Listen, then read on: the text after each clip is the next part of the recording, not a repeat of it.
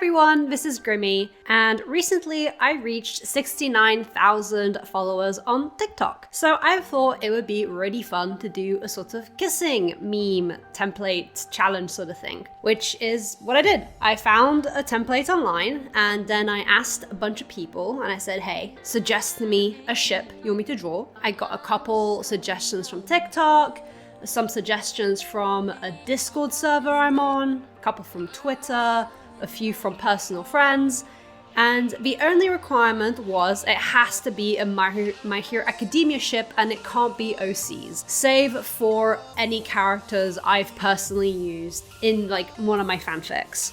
And I finished the template, I finished it. So I thought it'd be fun that I can post, the mass compilation of all the speed paints I did, while also giving my little commentary on what I think of each ship. I typically do not have very strong opinions on ships, because I am very much a ship and let ship sort of person. I am from the olden days of fandom, and I generally can see and appreciate all types of ship, within reason. There's some ships I just don't like and I don't vibe with. One of them is in this compilation. I hope you can enjoy this and, just enjoy the ships as they come. For L1, we have Todo Ida, Shoto Todoroki, and Tenya Ida. Honestly, cute. I don't ship it, but cute. I like it. There are two characters that have a lot going for them. They have a lot in common, but also a lot of differences. I can definitely see the appeal. They have some really cute interactions, especially during the last war arc. And I absolutely see the appeal. Very wholesome, very cute. I get it. I would consider this a cute vanilla ship. This is like baby's first ship. I get it. Super cute, super wholesome.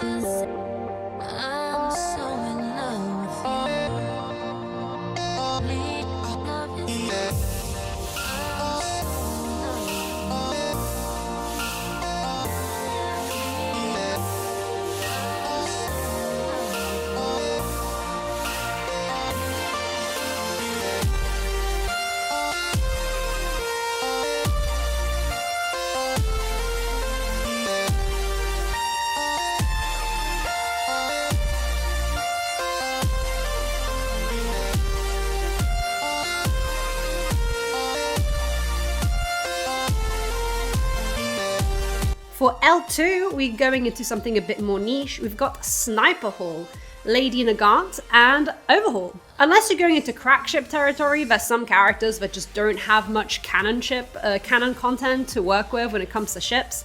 And I feel like Lady Nagant and Overhaul are two of those characters. They have very limited character interactions with others. With canon content anyway, you don't have very much to work with. And these two have very, very little to work with, even with the canon content you've got, but I can definitely see the appeal. Fallen villain and a fallen hero have both been imprisoned. They are now escaping together and working together.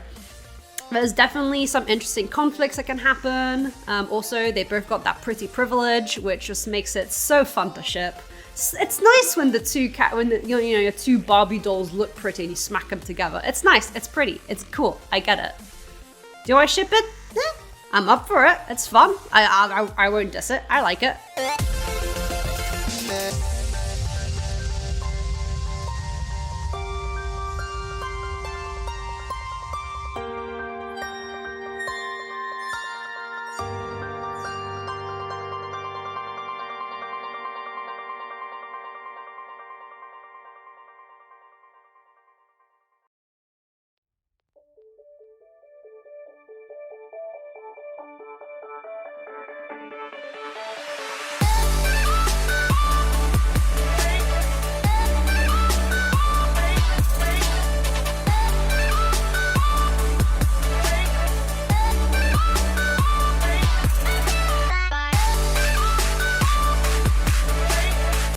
03, we have a razor joke. I like the contrast in this ship. I like it. The sunshine character and the grumpy character. It's very cute. I like it. She's funny. Also, the fact that she just straight up asks him out is also funny, and he's like, no. I don't know. I think they have a lot of very humoristic scenes they can have together. I would ship this in a sort of like, if I want like a good, wholesome, happy time. I also feel like Miss Joke would be a nice grounding character because she seems like one of his characters that doesn't have like a deep traumatic backstory. So she'd be able to ground Aizawa very nicely in that sense. So no, I think they're cute.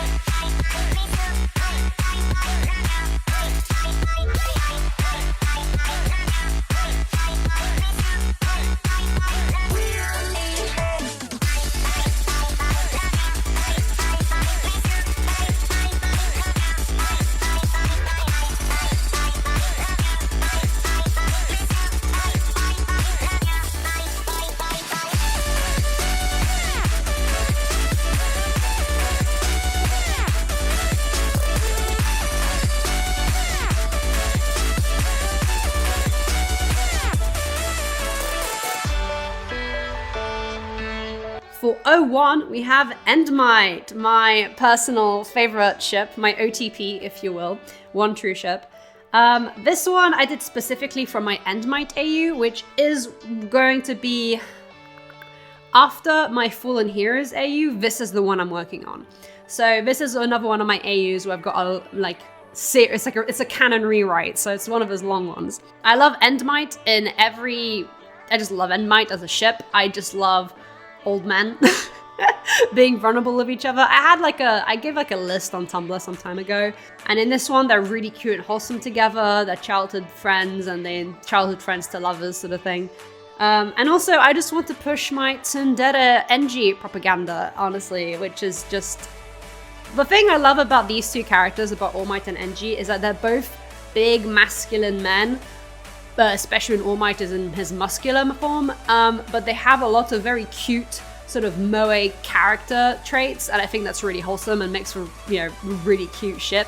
Plus all the angst and the rivalry and all of that. It's so tasty. It's so good. But in this one, they're married, and Enji's getting a little neck kiss, and he's embarrassed about it because obviously he would be. Also, fire blush. Enji, my beloved, having his fire blush. I love it. For 02, we've got Toya and Mo, which from my father's warmth, my Happy Todoroki AU. Crack ship, absolute crack ship. They've never met in canon up until the final war, but they have so much in common and so much content that is fun to play around with. They have the same birthday, they both have fire quirks, in a way very loyal and very in adoration of Enji and look up to him. They're also both weirdly insane. Toya is a very unhinged character, canon or not canon, content, AUs or whatever, and Moe is just this like bombastic, bubbly woman. I feel like she'd be able to like match his freak. So I just really like them together. Obviously in My Father's Warmth, they also match each other's freak, but they're like really cute and wholesome and sort of like learning about each other, and they're really good friends before they even sort of act upon their romantic feelings. I mean, we're like chapter 105 at this point, and Toya has only just kissed her on the cheek and has proclaimed his love for her in excitement because she got him twice files, like information to investigate on twice, and he doesn't even acknowledge that he's done that, and he's just left Moe just confused and very embarrassed. So another ship. I love this ship, especially my version of it. I absolutely love it. Endmite again for 03, but this time it's the Hellflame AU. And actually, basically Kiyotaka made a fanfic based on this drawing. They did another one as well of a later drawing I did, but I have them linked because I absolutely love it. I love it so much. It's so good. Basically, I asked one of my friends, I was like, hey, give me a ship, and they're like, Endmite, but make it Hellflame. And I was like, oh, that is some good toxic yaoi. So this is peak toxic. The reality with All Might in the Hellflame AU is that Hellflame as a character is like this sort of ethereal beauty that everybody can't help but sort of fall at their knees for and like fall in love with. And All Might is no stronger man. He also falls for it immediately. But Hellflame in their first meeting, Hellflame lets him get a sense of the uncanny. Hellflame lets him see that there's something weird about him. There's something off about him, that he's not genuine. And for the next 20 years, antagonizes All Might over it. If you read Hellflame, you'll like understand what that means more. But basically, from the minute Hellflame debuts as a hero, he basically just haunts All Might's mind. And it's delicious. I say that as I'm writing it, you know? I love twisted dynamics like that. I not even like in the romantic way. I just love twisted dynamics, platonic, familial, whatever, where it's just, oh, it's like a horror movie. It's just a horror scene and I love it. It's great. It's antagonizing. I love it. I love writing it and antagonizing you guys, and I love being antagonized by it. It's great. So yeah, Hellflame AU Endmite for the win. For V1, we have Haruo, which is, I don't know how we got here. How... I never, when I first made My Father's Warmth, I never intended Haruo to even meet All For One. And then I made them two interact and I was like, oh, I've started something. And Ultimate Fangirl, as one of my followers was like, hey. I was like, nah, I see it. Oh no. It's just derailed. And if you're feeling conflicted about it, good, so am I. We could feel conflicted about it together. This is the young version of Haruo. And one of the tags I have posted everywhere is Hellflame AU, so do with that what you will.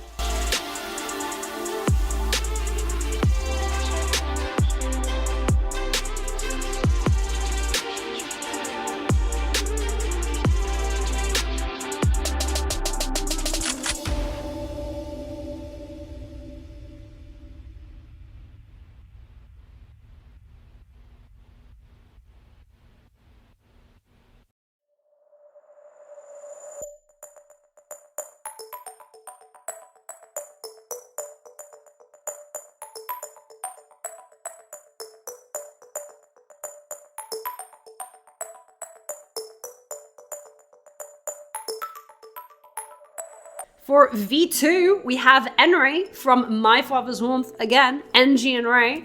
They're so cute. Even in canon, they could have had so much potential, if not, you know, for mental health, mental health issues, and daddy issues, and mummy issues, and all of the issues under the sun. If there's an issue, the Todoroki probably have it. But yes, the sillies of My Father's Warmth, they are in love, they are silly, they are the goobers, they are the best parents ever. They tried their best anyway. And they are in love, and they're dorks. They're dorks, the both of them. They're silly, they're lovely, they're wonderful. What can you say? And NG loves his small wife, and she loves her big husband, and that's all good.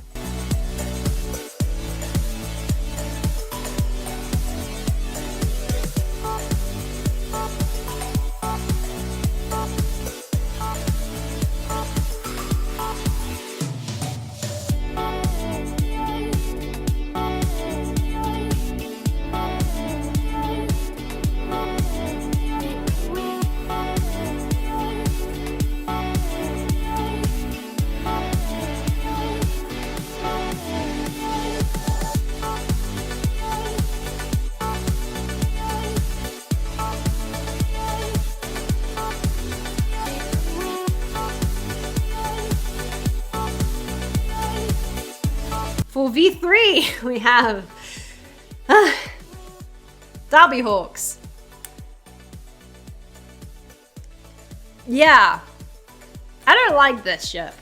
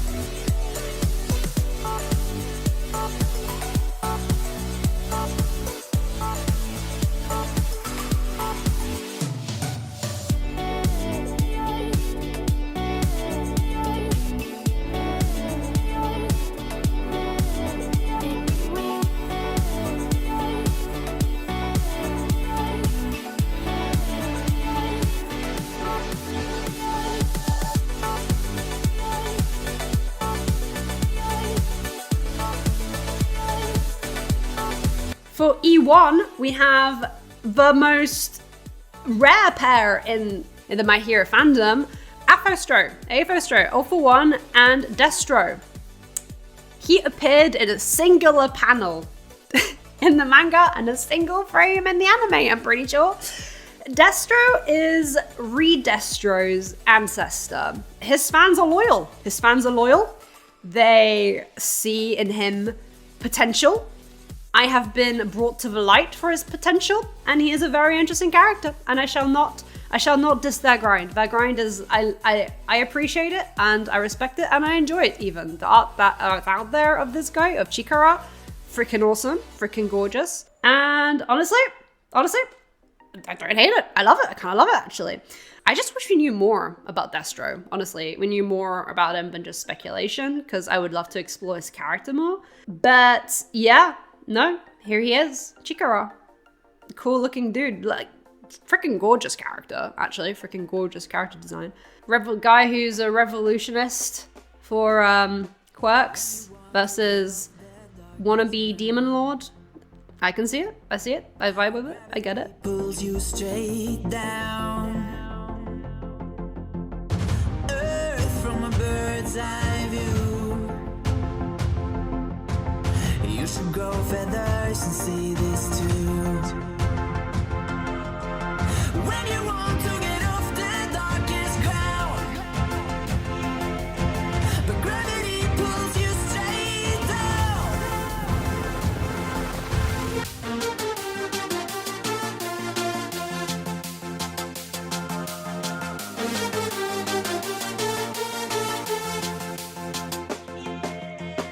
When you want to get off the darkest ground, but gravity pulls you straight. For E2, we have Incomite, All for One, and All-Might. Peak villain X hero, Darby Hawk's wishes. I'm gonna stop. I have to stop listening to Darby Hawks. I have to stop.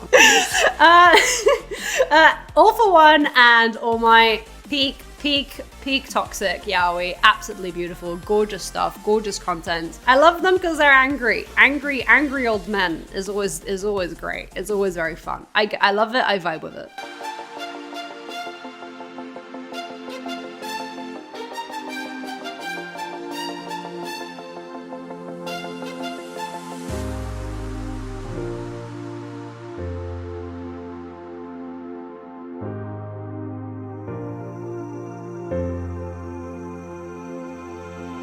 When you want to get off that darkest ground,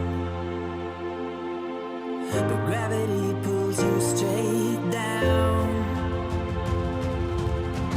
Earth from a bird's eye view. You should grow feathers and see this too. When you want to get off the darkest ground, but gravity pulls you straight down.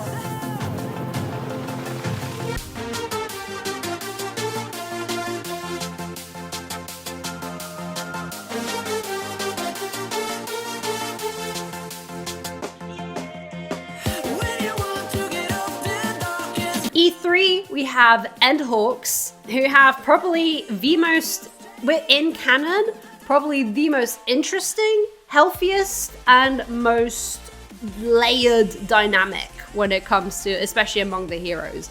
They've got so much going on, and it's so good. And do I ship them? No, I do not ship Endhawks at all. I love them platonically. I love them as like buddies. I love them as bros. Am I loyal and do I defend my Endhawks mutuals and followers to the grave? Yes, absolutely. I'm like that one parent who escorts you to Comic-Con and holds you bag. Doesn't really get it, but like I'm holding your bags and I'm happy you're there and I'm happy you're having fun and I'm happy to be there with you. I'll say one thing that I find always super funny. If you look at any merch announcement, especially like on Twitter, if there is Endeavor and Hawks merch being sold at the same time, they're always next to each other. Always. And at half the time, Hawks is looking at Endeavor, and I find that so funny. One-sided, unrequited love and Hawks from Hawks' side? Absolutely. Canon? Hello? Probably not. I don't know. I love it. I love unrecorded end Hawks, where Hawks is just pining for Endeavor, and Endeavor's is like, what do I do with this? I love it. It's beautiful. It's gorgeous. Anyway, top tier ship. For R1, we have Derby Press. Now, this is one I kind of fuck with, but in a sort of tragic way. I don't know. I think if you're gonna have a ship with Derby, me personally, I don't vibe with him genuinely falling in love or anything like that. I'm of the opinion that this character isn't consciously able to have those sort of emotions. If they're gonna be falling in any sort of love, it's gonna be twisted and toxic. And if we're going that route, awesome. Fluffy, romantic, pure love, for me, I don't vibe with it with the League. I'm just rambling. Anyway, I love it toxic.